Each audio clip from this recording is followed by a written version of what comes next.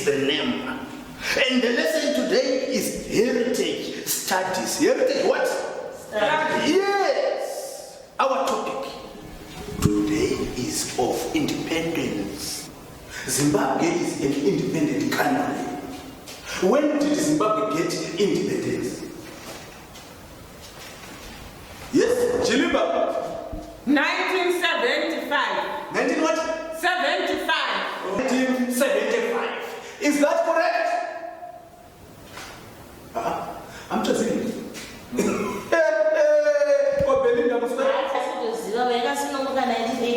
1989.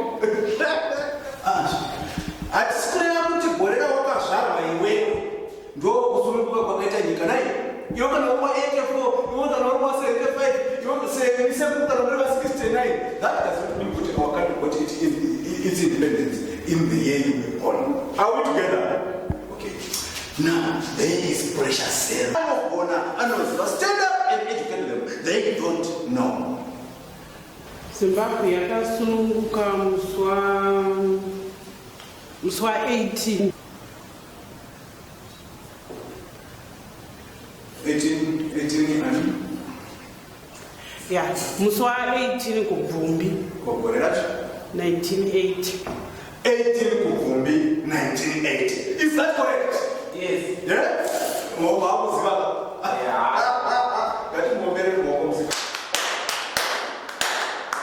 And that was our oral lesson. Now to the written part.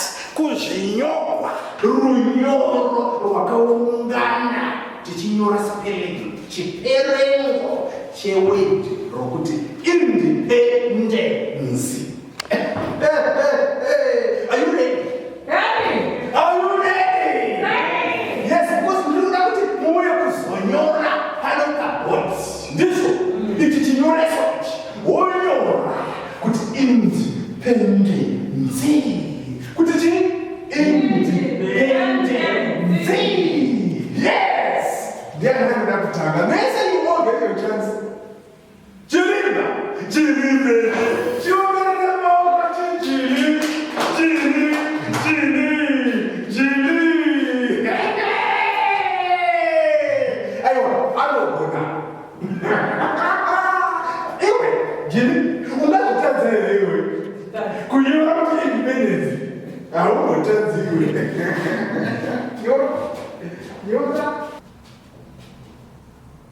Independence. Independence. Independence. Right. What better? Yes. No, but that's you. Independence. I'm going to. I'm going to. Yeah, bona. Iwe. Abona teacher. Akusi kugona. Abona. Isana chini. Marara ya jili. Yeah? Anjili usiboneshe. Murundi zwa message. Right. Kwa sana batatu. Who is next? Right. Good. Precious. Where? Come. Teach them. They don't know independence. You're at all.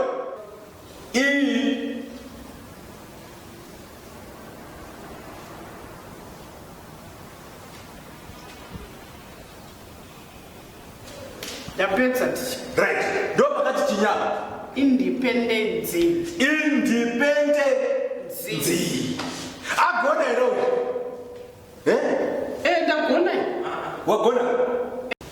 A N D E I P E dzoro dzapa ndisunya tsopona. E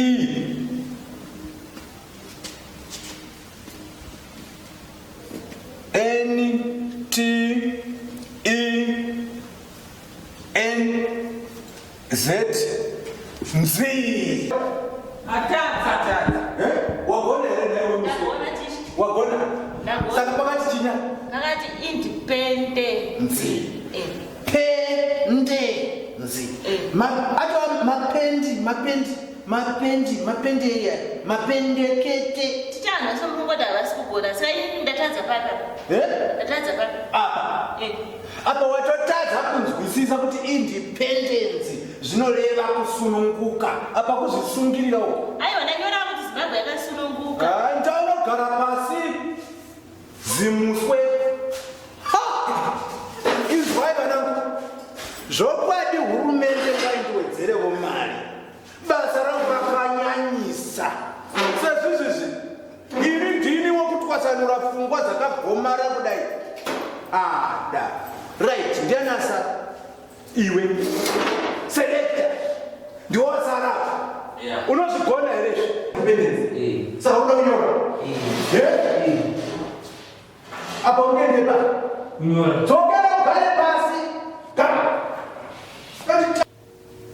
Iwe ndozogona katadzikwa nemikono yevakadzi. Iwe wozopagona. Angazvigona here izvi zvamakonewa naye? Good. Don't waste your time. Chinagai ndichikunyorerai pakati chi? Independence. Naika. Chitarisisai mopuramaziso yenyu. Independence. Right.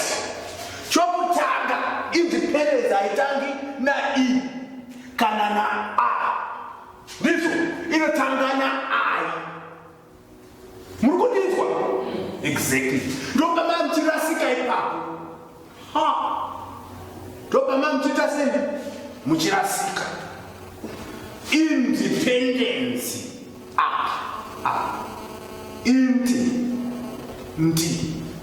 Ndi. Pe. Murukona?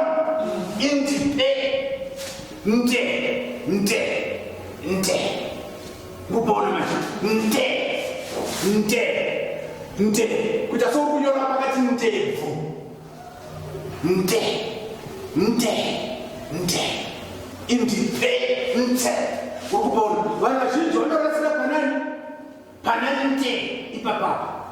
Nde. Independence. Ndizvo murikuzwa? Independence. Haisi independence kana usina kuti nde. Independence. Zvinoramba vafunga nziyo pananzi. Hapaisi zeti zi. Unoisa C. Na I nemamutisa I mamutitadza. Unoisa E. Murikuzwa? Select. Say well, sikuombera maoko sei. Ndogombera zvinhu zviri wrong. Uri stubborn iwewe. Nai. Unoona ticha vari wrong. Sititi roma. Aiwa chimbotarisai spelling yenyu inorevei zvinorevei zvamanyora. Saka uri kundatadza apa? Uri kundatadza apa? Unoziva zvaurikutaura here? Because meisiva. This is the correct spelling. Munguko. Hakuna zvinhu zvakadaro. Funza vamwe vapa. Vanokuudza kuti no spelling yaindependence. Zvinoreva independence. Ndoitori Correct spelling. Mukuona? Imi mutori nani pana tiche makambonevi zvinhu zvakadai so. yasichari correct. Unze ninyore inini ninyore spelling. Nyora tu. Kwete yamanyora iyi. Hakuna spelling yakadaro. Mupe anyora noti mabhoti tiri madofu. Unozviona kuti mamusi dofu. Kudai ndinatsonyora. E-I-N D. Zviri kunyatsooneka here zvokunyora izvo? Zvidiki-diki. Ndinatsoona. Alright. E. Handimwe makatarisa mukuona? P. Arikutedzera zvamanyora. Handimaona manje. E. Sazvasiyana chii nezvangu izvi? Hatiwesira time. Iyo nyaya yekuda kuchallenja ticha iyoyo. D. Munoona kuti ari kungonditeedzera? Handinomaona manje. Spelling yaticha ndo spelling yechaiyo. Ndosaka muchiona achingoteedzera kudai. Uriga ndinyore moto. Idiga yaruda unyora futi. C na E. Mukuna kuti aresha manje. Maona kuti aresha manje. Ndo pakati independence apa. Apa. Papi. Tarisa chimira. Tarise vamwe vako kuchiva. Apa. Ndo pakati independence apa. Kombiai apa independent ameno zvamwa kuda kutraya kunyora. Iwe uri tichataze. Nai. Hakuna zvinhu zvakadai so. Ndezvekunyepa izvi hakuna zvinhu zvakadai so. Apa ndo pakati independence apa. Munoziva kuti zvinhu zvinoguguliwa ichi. Muntu ndoda kugugula mufana ndokupruva wrong. Asi kana tikakuwana uri wrong mufana hoko ine mvara matonyo. Aiwa. Mvara mai? Mvara matonyo yacho. Right. Uya tikugugule. Muri kuona? Verenga ichi.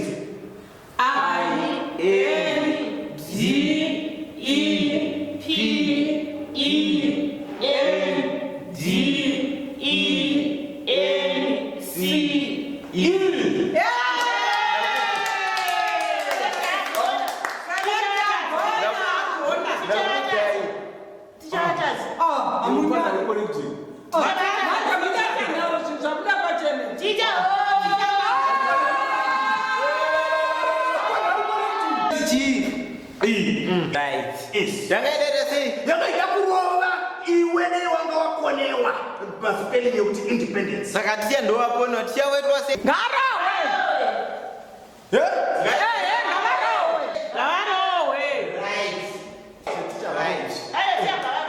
Sarudzai zvamuri kuda kutenda kwahedhi kana kutopedzera nyaya muno. Kwahedhi unoita sei? Kuti mukutinyepera. Kwahedhi wasai. Saka mvara yematonyo. Mvara matonyo. Aya tingatoita nezvemvara matonyo.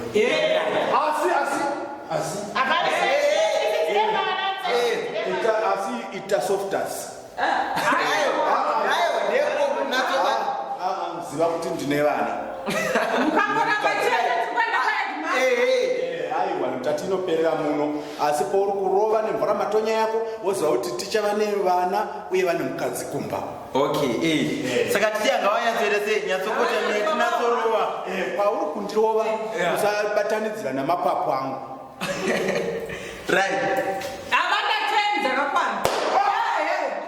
Right, tomire zvakanaka nda kukupa 4 dzakakwana. Usabatanidzira namapapu.